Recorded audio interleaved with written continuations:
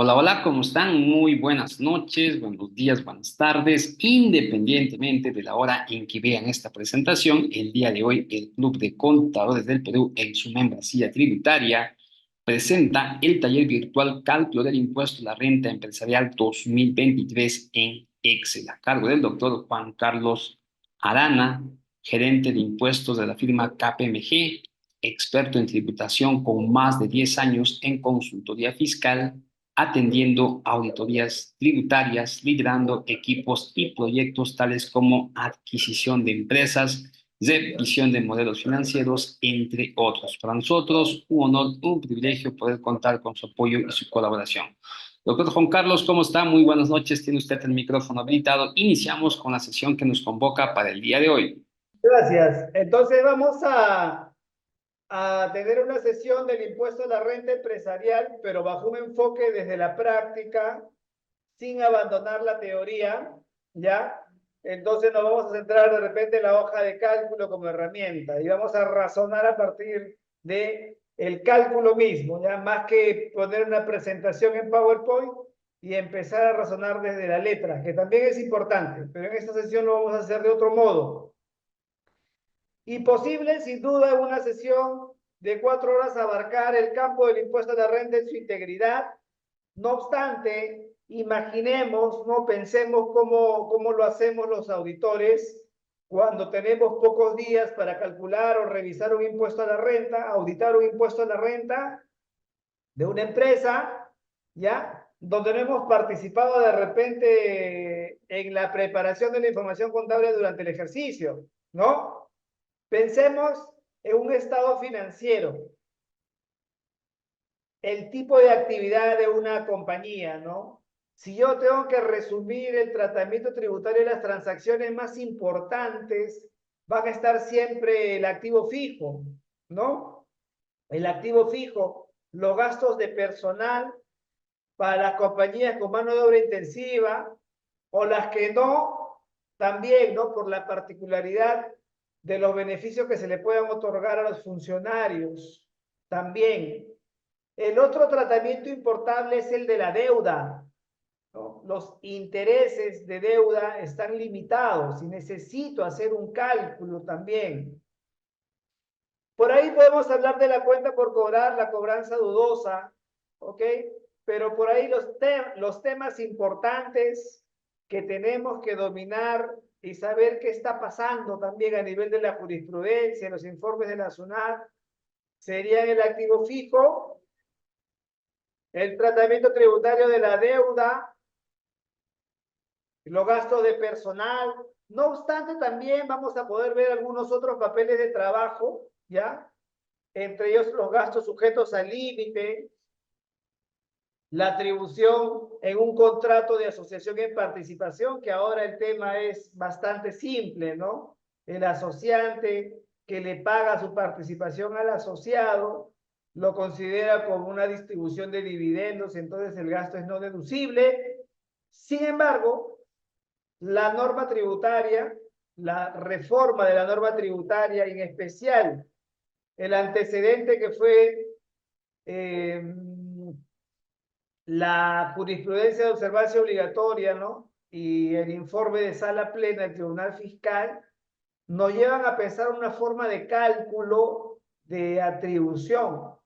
Y esa forma de cálculo tributaria impacta la caja, impacta la modalidad en cómo se le podría pagar al asociado en un contrato de asociación en participación. También tengo un formato al respecto. ¿Ok? Entonces, para, digamos, calentar motores, empecemos, por ejemplo, con los préstamos accionistas, ¿ya? Préstamos a accionistas. Es un tema práctico, pero que tiene bastantes aristas, lo vamos a mencionar. ¿Cómo empiezo a razonar el cálculo de los préstamos accionistas? Cuando el artículo 24A-G de la ley del impuesto a la renta señala que el préstamo a un accionista califica como una distribución de dividendos. ¿De acuerdo? Todo préstamo accionista Bueno, la norma establece la palabra crédito, ¿no? Todo crédito hasta el límite de utilidades y reservas de libre disposición. En un momento vamos a transcribir la norma, pero la vamos a llevar al lenguaje de cálculo, ¿ya? La norma establece que todo crédito, dice, todo crédito, en el argot popular le llamamos préstamo, ¿no? Sin embargo, si somos más exquisitos, podríamos ahí profundizar el tema, pero no lo vamos a hacer. Todo préstamo accionista, en resumen, es lo que señala la norma, califica como una distribución de utilidades. ¿Cuál es el impacto tributario cuando uno distribuye utilidades? De repente es el nacimiento del impuesto a los dividendos, ¿no? ¿Por qué digo de repente? La norma no señala. Yo puedo prestarle a un accionista o distribuirle dividendos o utilidades a un accionista y ese accionista puede ser domiciliado en el Perú. También puede ser un accionista no domiciliado. Una entidad en el Perú le puede distribuir utilidades a su accionista y ese accionista puede ser una persona natural o puede ser una persona jurídica. ¿Ok? Entonces, esta norma aplica cuando una empresa, una entidad, una compañía le otorga un préstamo a su accionista. ¿Qué tipo de accionista? Para que la norma opere, no lo dice, pero hay que interpretar, ¿no? No lo dice. Para que la norma sea aplicable, y el cálculo también, el préstamo tiene que ser a una persona natural, a un accionista, persona natural, domiciliado en el Perú o en el extranjero, o tendría que ser a un accionista, persona jurídica no domiciliada. ¿Alguien sabe por qué llegó a esa conclusión? ¿O por qué la lectura de la norma y la interpretación nos lleva a esa conclusión? Este artículo opera cuando el préstamo se otorga a un accionista persona natural o a un accionista persona natural, domiciliado o no, y persona jurídica no domiciliada. ¿Por qué? ¿Alguna idea? En resumen, no quiero debatir mucho, hay que correr un poquito para lograr exponer la mayor cantidad de papeles de trabajo. ¿Por qué? Porque lo que la norma pretende es captar un impuesto a los dividendos. Y cuando una empresa domiciliada en el Perú le distribuye utilidades a otra empresa domiciliada en el Perú, no se aplica el impuesto a los dividendos. La renta que viaja es inafecta. ¿Ok? Por consiguiente, si tengo un artículo donde la norma convierte una situación legal, digamos, de préstamo, un acuerdo de préstamo, la norma dice, no es préstamo, esto es distribución de utilidades. Oye, en una operación de préstamo se puede activar ingresos por intereses. A este artículo 24AF no le importan los intereses, porque dice, para mí todo préstamo a un accionista califica como distribución de utilidades. ¿Ok? Entonces, la norma pretende cobrar el impuesto a los dividendos por el importe de un préstamo. Hasta ahí todo bien. Cuando esta norma convierte el acto formal de un préstamo en distribución de dividendos con la intención de cobrar el impuesto a los dividendos, ¿no? Los expertos tributarios señalan que estamos ante una norma antielusiva específica, ¿no? El legislador, a partir de un indicio que es el préstamo, él dice, yo lo voy a convertir en distribución de utilidades porque quiero cobrar el impuesto a los dividendos. La compañía se podrá defender, oye, yo tengo un préstamo con pacto de intereses, a mi accionista parte vinculada, sí, y respeto las normas de precios de transferencia, tengo todo. el legislador a través del artículo 24AF dice, no, para mí es distribución de utilidades y yo quiero cobrar el impuesto a los dividendos. Hasta ahí todo bien, entiendo. Me pueden interrumpir de todas las vías, ¿ah? Ahora tengo que hacer el cálculo. ¿Por qué? Porque la norma me dice que todo crédito hasta el límite de utilidades y reservas de libre disposición. Entonces, ¿dónde se alojan las utilidades y las reservas de libre disposición? ¿Por qué? Porque el crédito se convierte en distribución de utilidades hasta cierto límite. Oye, cuando la norma tributaria me pone la palabra límite, ya tengo que hacer un cálculo. ¿Ok? ¿Dónde se aloja los conceptos de utilidades y reservas de libre disposición? En la estructura del patrimonio, ¿no? Y yo en el patrimonio de una compañía, en un balance, me puedo encontrar con la cuenta o el término o el elemento capital, reserva legal, reserva estatutaria, concepto de revaluación voluntaria que puede originarse de una revaluación legal o de una revaluación bajo norma contable, ¿no? La medición posterior de NI 16, revaluación. La opción de NIF también incorporó los estados financieros y especialmente en el patrimonio de algunos importes y los resultados acumulados, que pueden ser utilidades o pérdidas. Puedo encontrarme con una serie de conceptos en el patrimonio de la contabilidad. Y llego a la cifra que se muestra en el archivo. Oye, pero de todos esos elementos, lo que el artículo 24AF alude es a las utilidades y a las reservas de libre disposición. Entonces, el capital no es una utilidad ni una reserva. La reserva legal entraría, lo que se trata es de convertir este número en un número tributario. Este es el número contable. Yo tengo que construir un número tributario que va a ser mi límite. Entonces empiezo a razonar. La reserva legal es una reserva de libre disposición. Necesito la teoría de la reserva legal. Oye, la reserva legal es un concepto restrictivo, ¿no? Con restricción. Y tiene un límite, ¿no? Ayer me decían que era el 20% del capital. Y si es el 20% del capital, ¿no?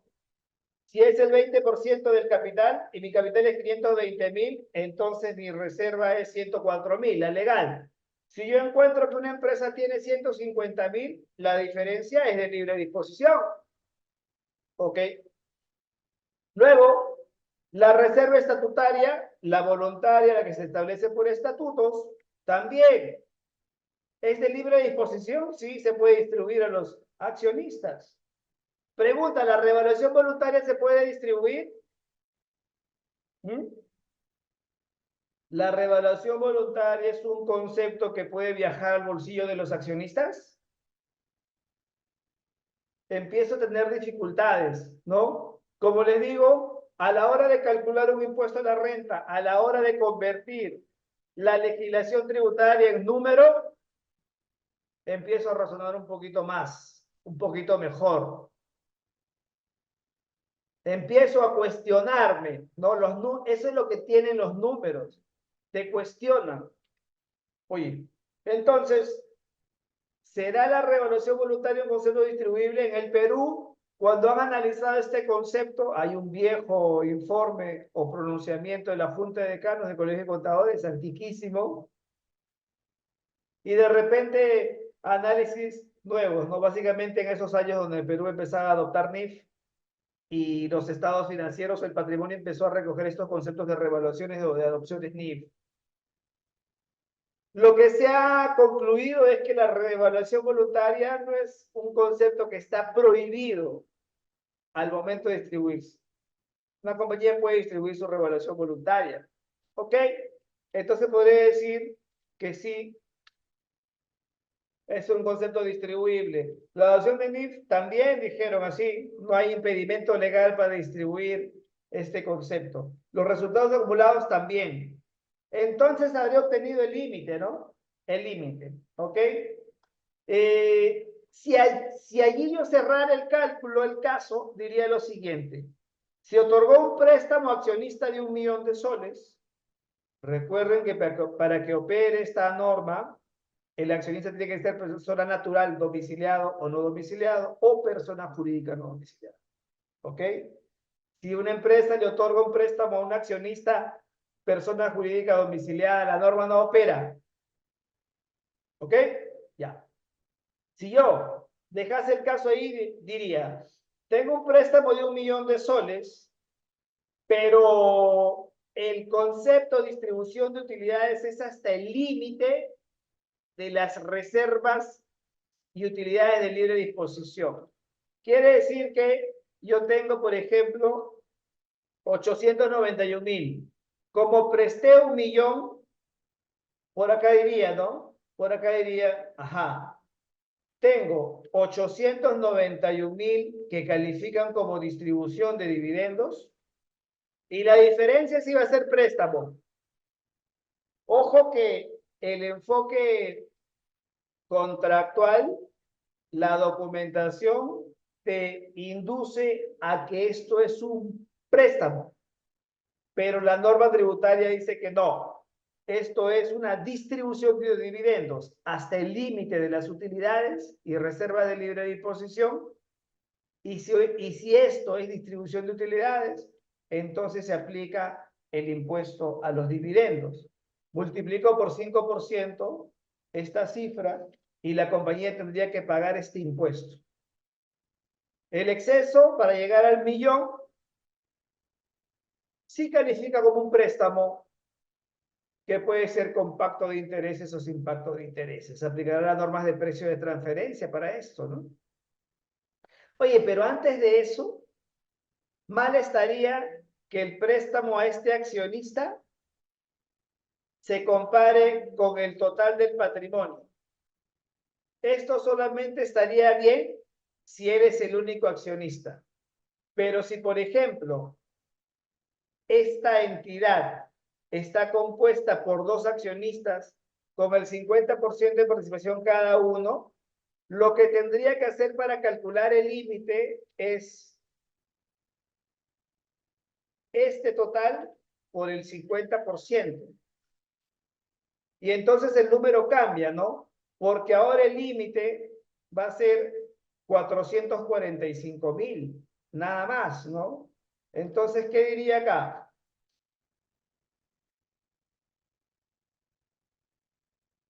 445.000 hasta el límite de su parte correspondiente en el capital, que aparece en este parrafito que lo vamos a ver en este momento. 445.000 sería la conversión de préstamo hacia distribución de utilidades. Lo vamos a graficar acá. ¿Ok? Todo esto que está acá, que tiene formalmente el aspecto de un préstamo, sería ahora distribución de utilidades. Y con esto, y con ello sería la aplicación del impuesto a los dividendos. La diferencia sería préstamo, ¿no? Porque le estamos aplicando este préstamo a un accionista y a ese accionista su parte correspondiente en el patrimonio. Esto es lo que dice el reglamento de la norma, ¿no? Las utilidades a que se refiere el 24AF se generarán únicamente respecto del monto que le corresponde al socio en las utilidades. Participa con el 50% del patrimonio se convierte en su límite. El patrimonio, por así decirlo, tributario, ¿no? Tributario, porque este es el que está en la contabilidad. Y con ello calculo el impuesto a los dividendos. Y ahí cerraría mi número, ¿ya? Pero vamos a ir cerrando este caso, pero váyanse con la idea que, oye, Juan Carlos, pero ¿cuál es el fundamento para que tú metas a mi cálculo la revaluación voluntaria? ¿Cuál es? No me quedo cómodo con eso, ¿ah? No. ¿Quién dice? ¿La ley? No. Exactamente la norma no lo dice. Entonces, cuando en el mundo tributario la norma no es expresa, hay que interpretar la norma, ¿no? Entonces, lo otro, ¿por qué tengo que hacer el caso del artículo 24A? Porque yo estoy respetando las normas de precio de transferencia. Si mi accionista es parte vinculada y yo le otorgo 1.000.000 de préstamo, tengo un contrato de mutuo de dinerario, es el sustento del préstamo, yo le voy a cobrar intereses, no es que se los voy a regalar, y le voy a cobrar intereses bajo las normas de precio de transferencia. ¿Por qué tengo que aplicar el artículo 24AF? Tengo un conflicto, entonces, en este artículo 24AF y las normas de precio de transferencia. Porque los intereses que yo le cobro al accionista son rentas grabadas. Entonces, estoy grabando el impuesto de la renta. ¿Cómo se supera, cómo se responde ante esta situación? ¿No? ¿Qué necesitamos? Base teórica. Tengo dos cuestiones que me plantea este caso. ¿Los elementos del patrimonio son elementos tributarios puramente? Oye, porque si empezamos a estresarnos con el concepto de patrimonio, vamos a encontrar efecto relativo del artículo de la norma 21, ¿no? De la NI 21, vamos a encontrarnos con derivados medidos a valor racional con impacto en patrimonio, una serie de pagos basados en acciones, un montón de cosas que incrementan el patrimonio contable. Oye, incrementa el patrimonio contable, lo que hace es me perjudica, ¿no? ¿Por qué? Porque yo creo que en el fondo me gustaría que el tratamiento sea de préstamo y no del impuesto a los dividendos. ¿Por qué? Porque en el impuesto a los dividendos agarro el importe del millón, de repente una parte del millón y le aplico el 5% y la empresa tiene que pagar ese tributo. Sin embargo, si todo lo considero préstamo, los ingresos por intereses van a estar grabados en un plazo, en el plazo que dura el cronograma de la deuda, de la cuenta por cobrar. ¿No? El impacto tributario va a ser distinto. Y yo le decía que esto, por los conocedores de la tributación, es catalogado como una norma antilusiva específica. Entonces tengo que acordarme de la norma antilusiva general, repasar el código tributario. Cuando empezamos a ver la exposición de motivos de la norma antilusiva general, me dice, ¿qué cosa es una ventaja fiscal? ¿No? Porque tiene que suceder la ventaja fiscal para que la norma antilusiva despierte. La operación ilusiva posibilita la obtención de una ventaja tributaria. Según el artículo 2, inciso H del Decreto Supremo, se entiende por ahorro o ventaja tributaria la reducción de la deuda tributaria, bien, la eliminación de la base imponible o su reducción, y lo que está de rojito, que es lo que más nos interesa. Posponer o diferir la obligación tributaria, postergar la deuda tributaria o la obligación tributaria, es considerado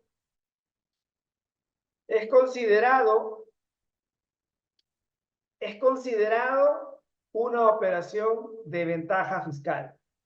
Y no cabe duda que acá, si el contribuyente prefiere darle el aspecto de préstamo, el impacto tributario se notará a través del tiempo. Pero si yo aplico el artículo 24AF, quizás hasta el millón, dependiendo del límite, le podré aplicar directamente en la fecha del pacto del préstamo el impuesto a los dividendos. ¿No? Cada uno se va formando su opinión para decidir cuál aplico, el 24AF o las normas de precio de transferencia. Lo otro, con ese mensaje va quedando saldada la duda, ¿no?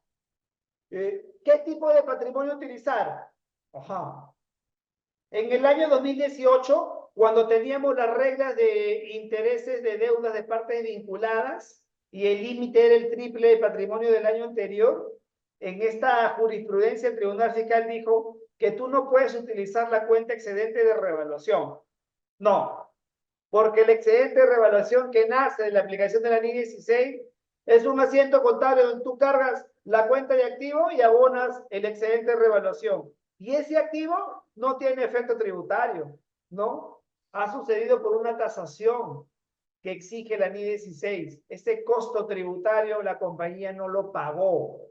Entonces, ese costo tributario, ese costo no tiene efecto tributario, no tiene vía tributaria, mucho menos su excedente de revaluación. Entonces, el Tribunal Fiscal dijo, cuando calcules el límite para intereses de deuda por préstamos recibidos,